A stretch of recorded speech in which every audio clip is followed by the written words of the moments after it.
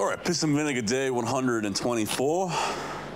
Maxing out the deadlift today. So I did my max bench yesterday, and I very quickly realized today why I don't do heavy benching anymore. I feel everything but my pecs. I feel plenty of shoulder soreness, which is fine, but I train my shoulders on a separate day, so it's not so fine. Internally, like, you know, my fucking pec tendon and my bursa and rotator cuffs in my left shoulder are just like super sore and aggravated, and I was walking around today, I felt like my arm was gonna fall out of the fucking socket. So very many reasons why I don't bench press anymore, and that's one of them, is just the day after, like, feeling nothing but deep shoulder pain and no pec soreness. So that's why I don't bench. But today I'm doing a 1 rep max deadlift. I'm hoping to get about 210, 215. Last time I got 195. So yeah, 215 would be pretty cool.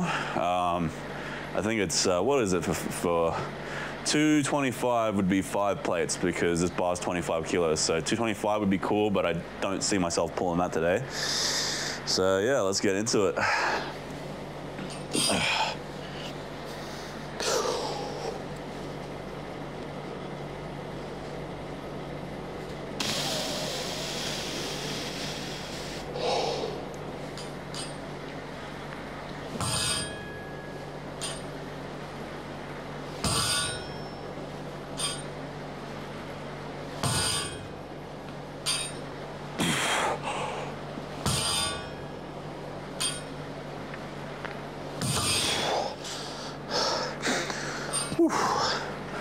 Also, I mean, my phone might already be dead, but basically it's fucking hot today in the shed, and my old phone camera turns off after like 5 minutes of overheating, so there might be a bunch of missed footage. Probably can hear my aircon through the speaker or through my mic too, so I don't know, it might be a bit annoying, but hopefully it's bearable. And if you're doing trap bar deadlifts, just a quick tip, get yourself a thin plate like this, put it on the floor, put it under where the first plate goes, roll it over these plates like this, and this way you can much easier put plates of the same diameter on each side rather than having to like lift it up and jerk it in. Now I can just, you know, pop those plates in pretty easily. Where are those plates? There they are.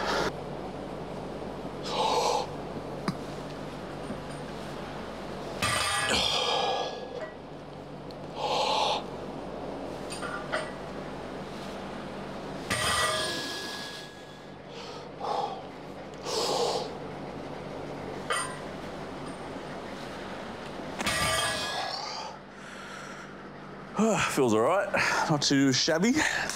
185. So again, I think the previous max was 195 or maybe 200. I'm pretty sure 195 though. So we'll see how this moves. If this feels really light, which I'm hoping it does, then I'll probably jump up to 200, and that'll be a new max. And then, you know, 25, 210, 215, whatever, see where it goes.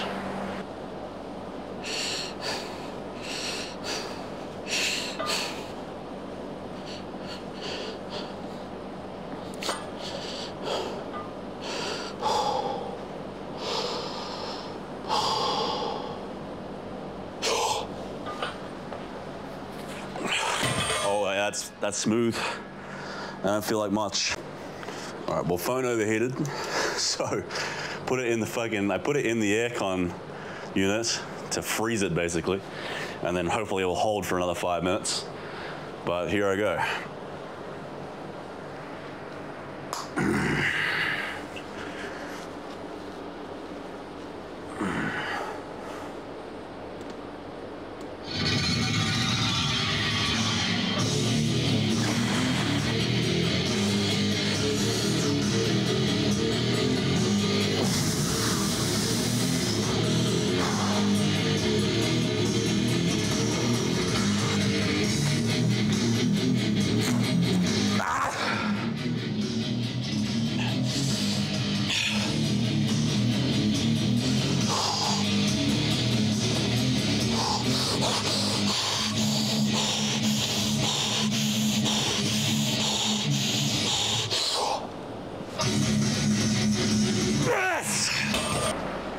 Well, that moved pretty somewhat okay, and at least in my memory. Again, when I do 1 rep maxes, I often forget how it actually felt. Like, I remember that being pretty easy, but for all I know, that was actually pretty hard. But I could go up to 210 conservatively, but shit ain't that serious. So I'm just gonna go for 215, and if I don't get it, then that's it. 20, what was that? 205 is fine with me. I might even then just drop it, go to 210, but a lot of times if you miss, say I go to 215 and I miss that, I'll also then psychologically just miss 210.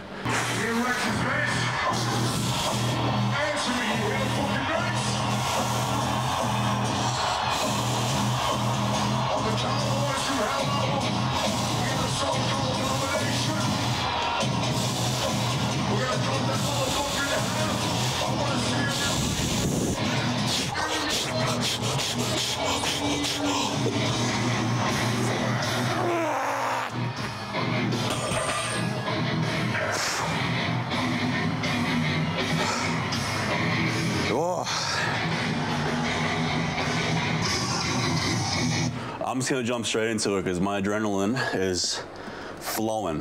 I can feel it. I don't want to lose this.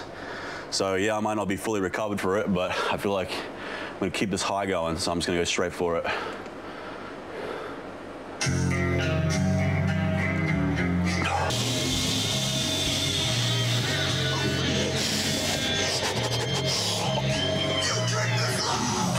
Nah, that ain't there.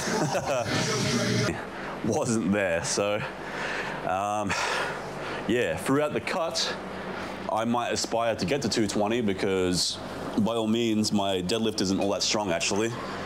It feels good for me because I'm very genetically uninclined to have leg size or strength, so, you know, it's not great, but for me, 220 would, or 215 is, you know, not too bad for this weight. Best I ever did, I think, was like 250, 260, but at a much heavier weight, and I was training for the deadlift. And I think that was a straight bar deadlift too, so that was back when I was capable. My hips and back and shit was functioning a lot better, but for what that is, considering I don't really train, you know, the deadlift with frequency or volume or anything for the neurological adaptations, I'm happy with that. And I'll try to maybe get 220 over the weight cut because, yeah, it's not that strong, so I could by all means keep getting stronger at it even whilst, you know, cutting weights. If not, next bulk, I will try to get to, say, 240, 250, maybe even higher, who knows?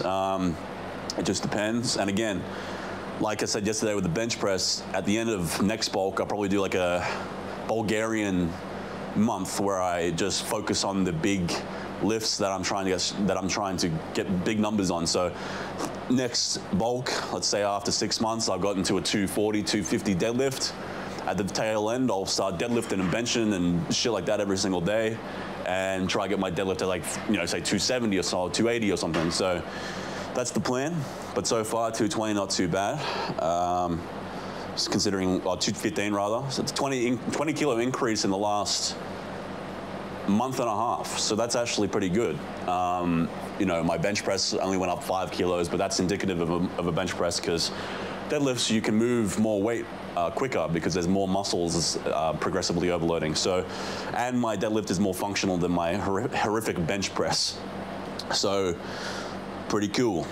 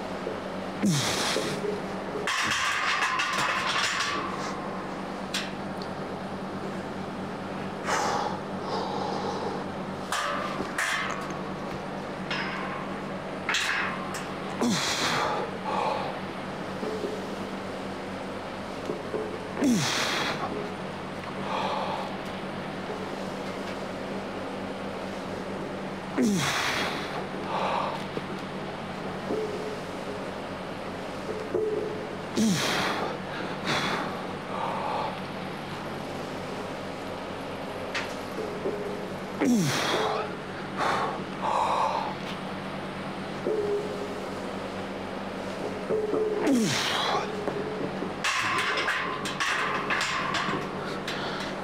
man, that shit hurts my upper back. All that weight on my traps. I don't know how like elite level powerlifters have that much weight on their upper back without it being excruciating. You know, dudes who are squatting like 250 kilos and shit, that must fucking hurt, man. And as far as my squat strength goes, I'm hoping, again, also through this cut, that my strength will go up on my squats because, again, they're not that strong. So I feel like they still can progress through a cut, but maybe not. I don't know, we'll see. I think legs can progress a lot easier than upper body can through a cut, especially if you are still, you know, I'm basically intermediate here, so my legs are intermediate, whereas my upper body is far more advanced, so there's plenty of strength still readily available, even in a cut, I think. So I'm hoping by the end of the cut, I'll be, say, squatting 150 for 5 sets of 5 or 3 sets of 5. But if I, at the very least, just maintain this squat, I'll be happy with that. I might not even do squats and deadlifts through the cut. I might just maintain the strength with 1 set to failure training, depends on how the progressions go. The squats have the added benefit of volume for the neurological adaptation. So my squat form and technique is far better than my deadlifts, and my just ability to output force is far better because I'm just doing a lot more repetitions, albeit not that much more because it's only 3 sets of 5. It's really 15 reps, and it's only still once a week, but it's still for sure getting more benefits of the higher volume approach than, say, the deadlifts where I'm just doing 1 set to failure. Essentially, it's 3 times the amount of volume. So, yeah, it very well could progress. If not, I don't really give a shit. I mean, I give a shit, obviously. Otherwise, I wouldn't be doing volume squats. It's purely ego. But I don't care that much. And, you know, at a certain point, I will just switch to straight up high intensity work for my squats.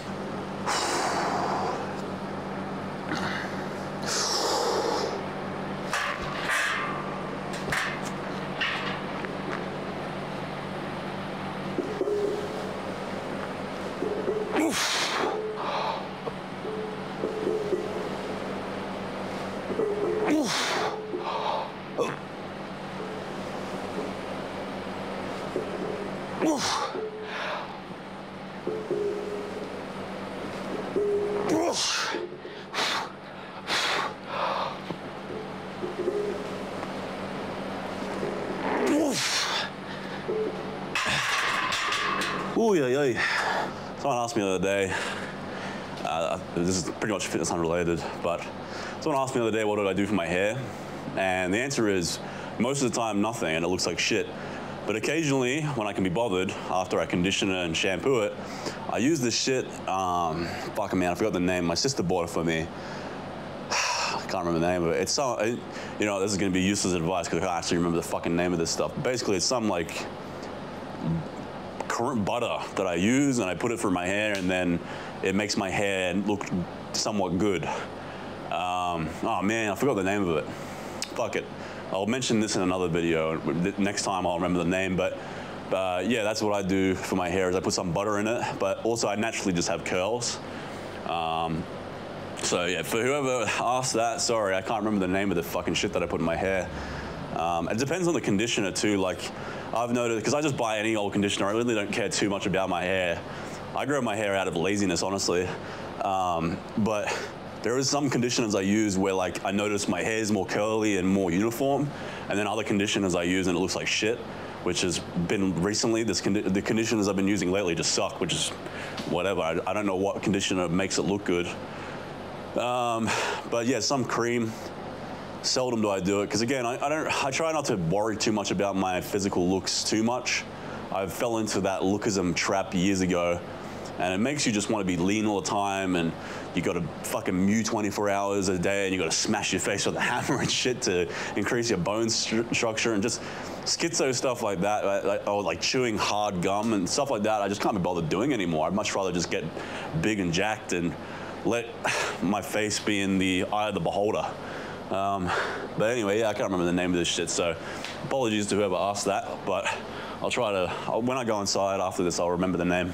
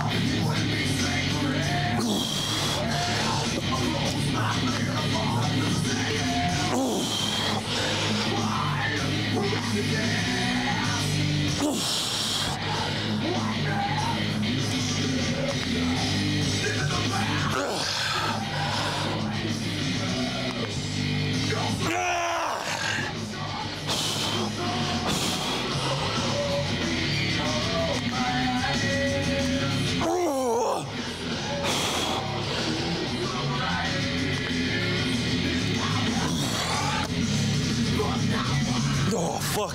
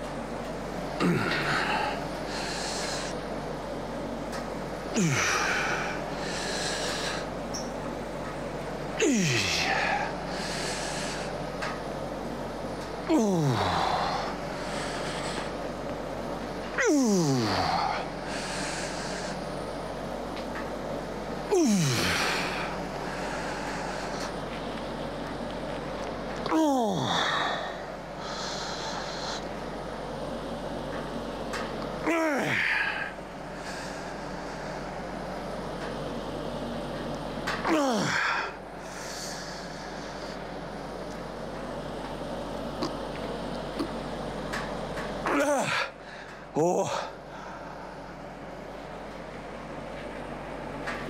Oh, fuck. Man. Ooh. If you're wondering why I'm so weak on these, it's two things. One is I have my leg angle really far back or far out, so there's a big stretch in between, so I'm squatting back down into it. There's a really passive angle here, it makes it much harder to stand back up. Also, I don't go knee over toe at the end. I perfectly squat upwards. Oh, fuck, that's hard now. So in order to activate my glutes, so I'm using almost zero quadricep here, and almost zero hamstrings, or very little hamstrings. So, you know, if I did more of a knee closer to myself, knee over toe variation, I'd be able to use a hell of a lot more weight. But I do these to isolate my glutes and fix the unilateral imbalance between my left and right leg, because my left leg is so much smaller. So if you want an exercise that will target your glutes really well and fix any unilateral imbalance you have, specifically, especially for the glutes, do the Bulgarian split squat with a huge stretch between your legs, and don't squat forwards, squat directly up and then squat back into it, and you'll hit your glutes hell of a lot more. Won't be able to move any reasonable amount of weight, but you will isolate your glutes tremendously.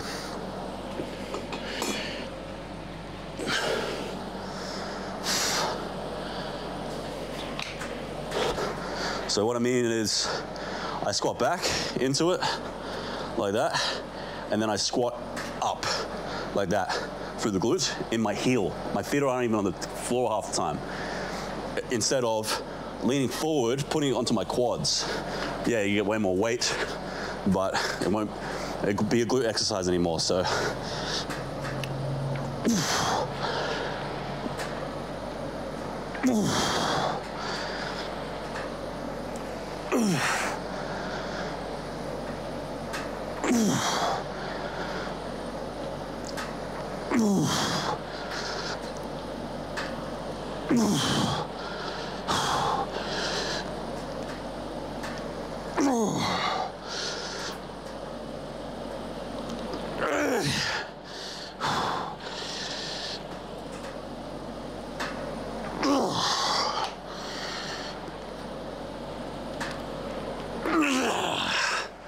Oh, fuck.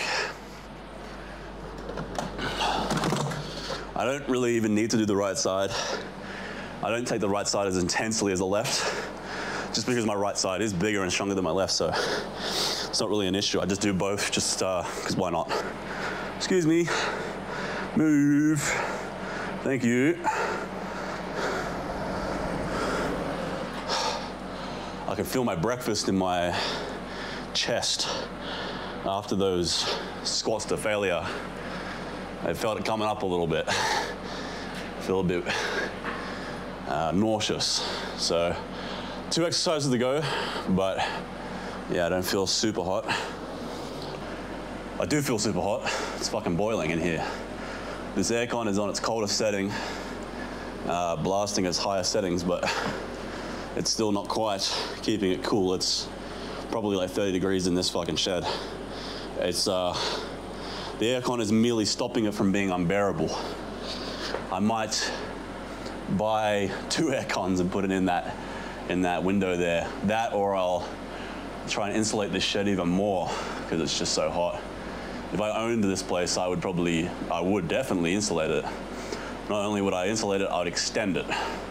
I would get a triple garage for more equipment, and I would insulate the fuck out of it so that it's warm during winter and cool during summer. But I mean, again, man, beggars can't be choosers. And also, this is a vastly better setup than some people have. And some people have gyms that don't even have aircon in them. When I was a teenager, I lived in a far hotter town than I live in now. You know, easily 39, 45 degree days during summer, or like 100 Fahrenheit. There was no aircon. And that's just what you did. You just went into that hot ass gym and sweated your fucking nuts off. Nowadays, I don't feel like doing that, so I bought that aircon, but it's not quite cutting it.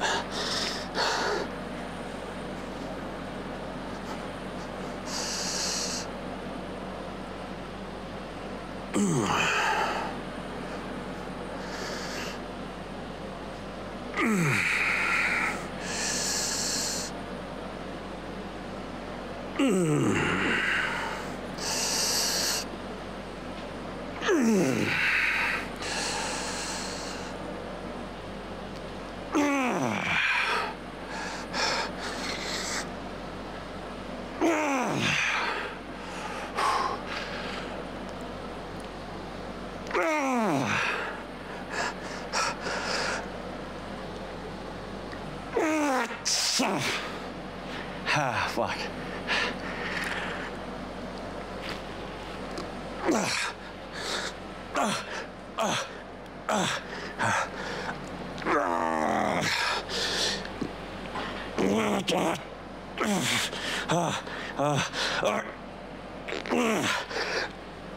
Oh, shit. Oh, man. So that is Nordic curls. If you have a home gym and you want to do those because you don't have the means to do, you know, other isolation movements for hamstrings, they're really good. But the way you originally see me doing them, you know, explosively, isn't the best way of doing them for hypertrophy. The way I do them to start is to actually isolate my hamstring tendon for athleticism and injury prevention. You want to do the way you see me doing it after I fail for explosiveness with a controlled, you know, assistance. That way you can get tension throughout, because otherwise at the top of the movement you don't feel a bunch of tension, at the bottom you feel heaps of tension. So you can auto-regulate that by kind of pulling yourself or not assisting as much as you're getting higher up in the rep, and then when you're getting closer to the rep, you don't assist yourself at all. And that way the tension stays consistent throughout. So yeah, slower, 5 seconds up, 5 seconds down. If you don't have a hamstring curl machine or anything, it's a good option. I do both, because now I do this hamstring curl, laying hamstring curl for specifically just hypertrophy, and maybe a bit of an accessory to the deadlift, but that is very much an athletic performance slash injury prevention method.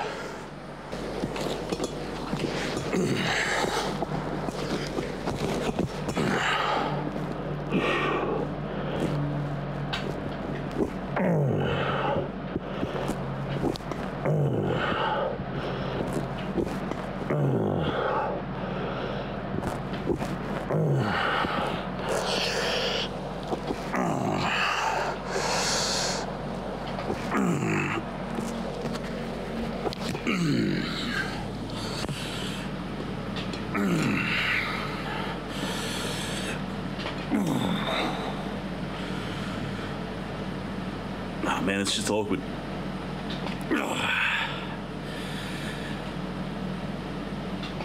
Oh, fuck.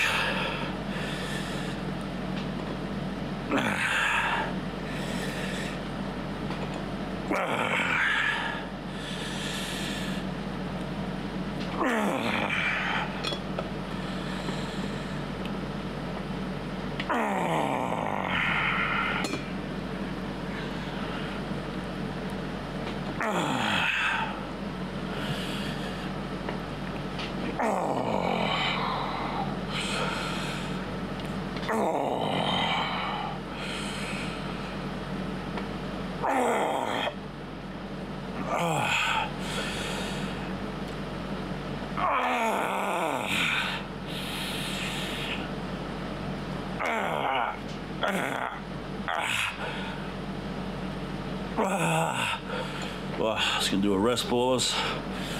Oh man. Yeah, this way of doing hamstring curls isn't ideal, because at this point here, right here, there's no tension on my hamstrings at all, just because of the resistance curve and the angles of resistance. But you know, it gets a good squeeze at the top, and I can feel it in the hamstrings.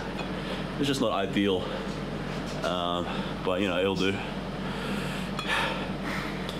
Also, ideally with a machine, I could easily get up right now and then just do a drop set rather than rest pauses, because I'd rather drop set than rest pause, but it's all good, man. For me, I'm more interested in getting huge quadriceps and then just generally getting some decent hamstring development. Hamstrings being absolutely huge isn't a huge goal of mine. I also like just rest pausing on this here because I can feel the decompression through my sacrum. I have like a really fucked up sacrum right about the tailbone muscle, sacrum. And this just decompresses it, which feels nice. Oh, fuck.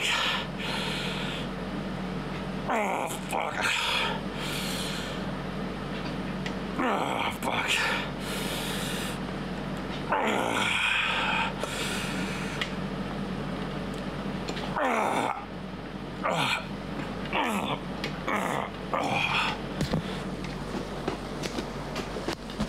Oh.